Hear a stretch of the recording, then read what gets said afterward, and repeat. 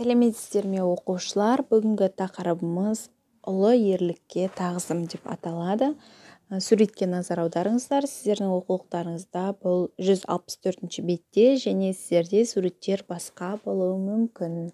Осы суреттер бойынша әңгімелеңіздер. Мысалы, бірінші суретте тұрған кім? Оның киіміне қарап нені байқауға болады? Оның жасына қарап нені байқауға болады? Төсіндегі не нәрселер? Олар не үшін беріледі? Осы бойынша әңгіме құрасаңыздар болады. Төсіндегі не дегені, мына омырауындағы, костюмнің омырауында тағылған медальдар не мағынаны білдіреді? Ол не үшін берілген? Қандай медальдар бар? Солар туралы әңгіме қозғасаңыздар болады. Ал екінші суретте кімдер бейнеленген және олар не істеп жатыр, жалпы не болып жатыр? Осы сұрақтар төңірегінде әңгіме құраңыздар. Келесі тапсырмаға өтейік. Сұрақ жауап. Алда келе жатқан мереке 9 мамыр жеңіс күнін сіздер қалай қарсы аласыздар? Қандай іс-шараларға қатысасыздар? Отбасыларыңызда қалай тойлап өтесіздер? Жалпы өздеріңіз не істейсіздер осы күні? Мысалы, 7 және 9 мамырда арнайы мемлекеттік демалыс етіп береді. Сол күндері қалай өткізесіздер? Және жеңіс сөзі сіздерге қалай әсер етеді? Қандай сезімде боласыздар? Мысалы, 9 мамыр күні теледидардан үлкен парадтарды Қазақстанның астанасы Нұр-Сұлтан қаласындағы, сонымен қатар Ресейдегі Красный площадь деп айтады, Қызыл алаңдағы сондай үлкен жеңіске арналған үлкен іс-шаралар болып жатады, парадтар болып жатады. Соларды көрген кезде өздеріңізде қандай сезім болады, қандай әсерде боласыздар? Сол ойларыңызбен бөлісіңіздер. Одан кейін 3-ші тапсырма, тыңдалым тапсырмасы. Осы жеңіске қатысты қазір өлең оқылады, мұқият тыңдап, негіз қойды анықтауға тырысыңыздар. Себебі бұл келесі тапсырмаларға тікелей қатысты. Фариза Оңғарсынова, әке туралы ой. Оралмай кетті әкелер біздің, сонау бір ұзақ сапардан. Бейуақыт сөнді албырт жүрекпен алаулап тұрған от арман.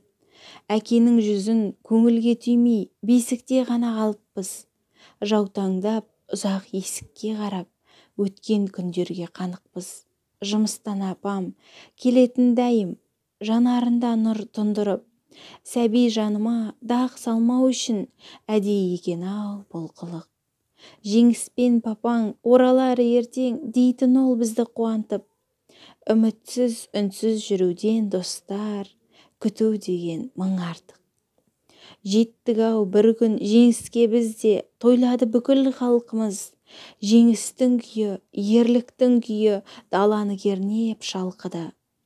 Алаулап тулар, алқызыл тулар, жарқылдап жеңіс жұлдызы. Жан әкем бірақ оралмай кетті, көре алмай кетті ұл-қызын.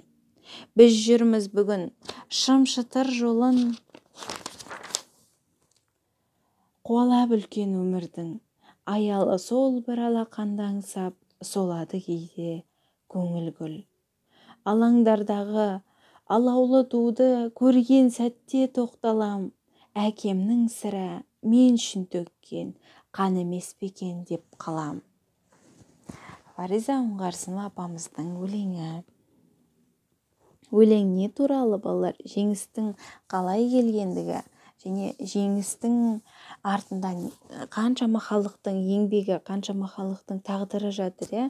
Бір жеңістің өзі бірнеше жеңілістерден тұрады деп айтады.